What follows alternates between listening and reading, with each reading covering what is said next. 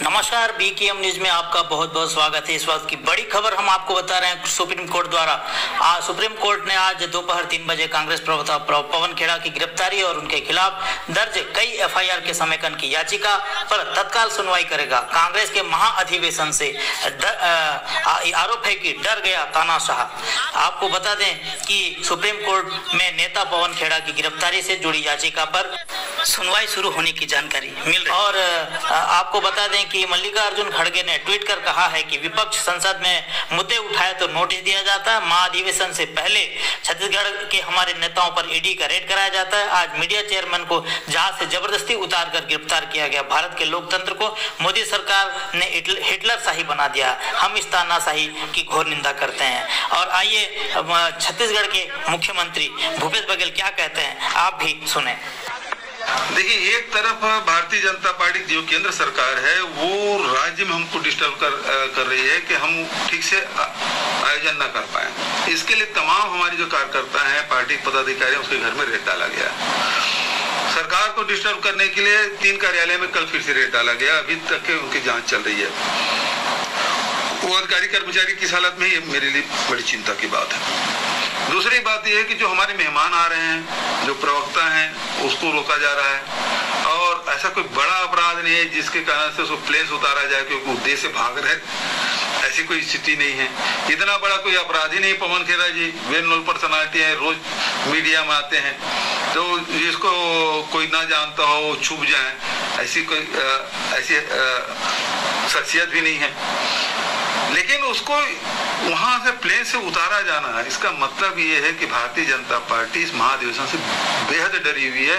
किसी न किसी माध्यम से इसको डिस्टर्ब करना चाहती है, असफल करना चाहती है। लेकिन मैं कहना चाहूंगा कि कांग्रेस के कार्यकर्ता और आयोजन समिति के सब साथी इससे और मजबूती के साथ उसमें डटे हुए हैं। और देश भर के जो कार्यकर्ताओं के जो संदेश आ रहे हैं वो यही है कि यह महाधिवेशन सफल होकर रहेगी। सर, प्रधानमंत्री जी के पिताजी के बारे में उन्होंने कुछ शब्द कहे, लेकिन ऐसे तो सर राहुल जी के बारे में, कभी सोनिया जी के बारे में, ऐसे तो बीजेपी की तरफ से तो कई ऐसे शब्द आए।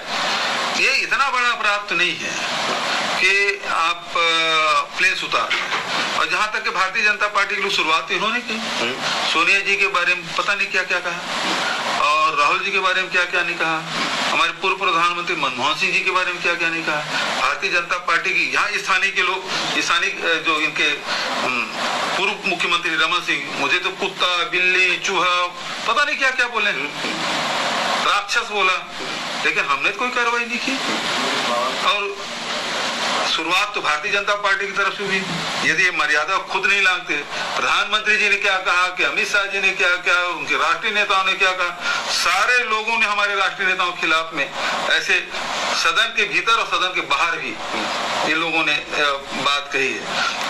ये इतना बड़ा अपराध तो नहीं है कि आप प्लेन उतार।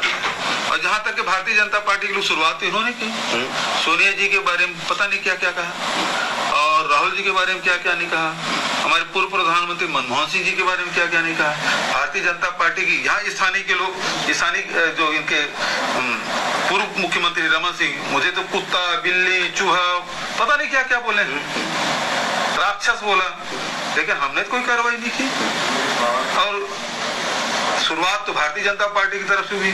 यदि ये मर्यादा खुद नहीं लांघते, प्रधानमंत्री जी ने क्या कहा, कि अमित शाह जी ने क्या क्या, उनके राष्ट्रीय नेताओं ने क्या कहा, सारे लोगों ने हमारे राष्ट्रीय नेताओं के खिलाफ में ऐसे सदन के भीतर और सदन के बाहर भी ये लोगों ने बात कही है।